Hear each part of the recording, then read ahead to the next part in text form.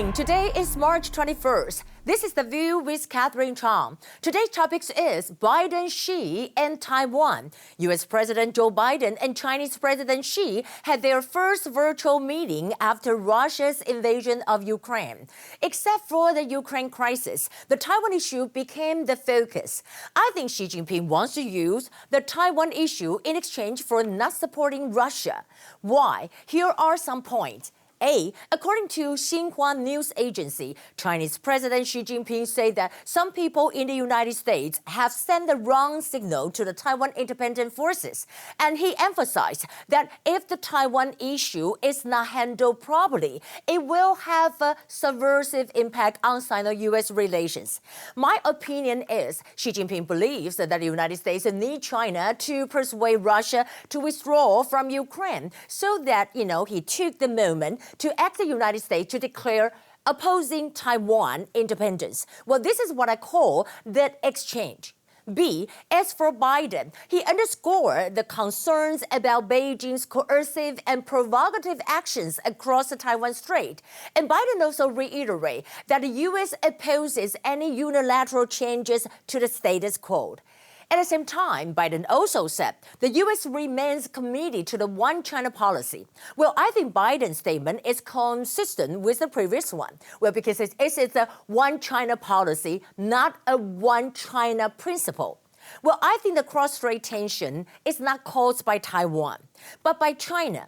To end the war, Russia demanded the independence of Donbas, eastern Ukraine. How is this different from Taiwan's independence? It is also a dilemma for China.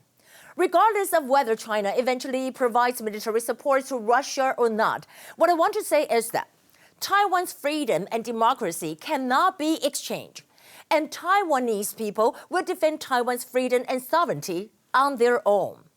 Here are the top stories. Today, we have 5 domestic cases. First, I want to talk about Marshall Islands President David Kabua visit Taiwan. The president of Marshall Islands visits Taiwan today and will meet with President Tsai tomorrow on 22nd.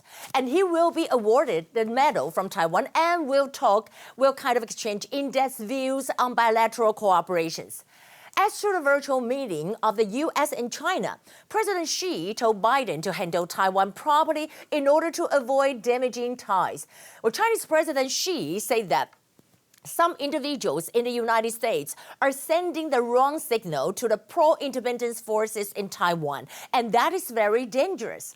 However, these remarks came from China's Xinhua news agency Xinhua and is not mentioned by the U.S. State Department officials. Xi Jinping also warned that if the Taiwan issue is not handled properly, it will have a subversive impact on the relationship between the two sides of the strait, and actually also China and the United States. Well, U.S. President Joe Biden said that we will continue to oppose any unilateral change to the status quo. As to Ukraine crisis, Ukraine refuses to surrender Mariupol as Russia warns of humanitarian catastrophe. We know that director of the Russia National Center for Defense Management said that all who lay down their arms are guaranteed safe passage out of Mariupol. But actually, Ukraine Deputy Prime Minister Irina Vereshchuk said that there can be no question of any surrender laying down on arms. Well, we know that Russian forces continue bombing Mariupol, destroying a drama school where 400 people were hiding.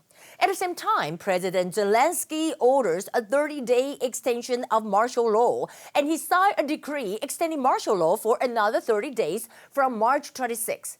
What about a peace talk? We know that the New York Times said that Putin is not yet ready to meet with Zelensky, likely wants more war again. A chief advisor of Turkey said that, well, Zelensky is ready to meet, but Putin thinks that a position to have this meeting at the leaders' level are not close enough yet. Chinese airliner carrying 132 people crashes in southern China. We know that the Boeing 737 was en route from the southwest city of Kunming to Guangzhou when it lost contact over the city of Guangxi. There were 123 passengers and 9 crew members on board. In the end, I want to share with you Taiwan ranks as 26th happiest country in the world. We know that the report lists 146 countries and regions around the world. Taiwan outranks other Asian countries, and China is ranked in 72nd place. Well, that would be the view for today. This is Catherine Chang, and we're talking about that. It is Monday. I hope you have a very nice Monday, and I will see you again.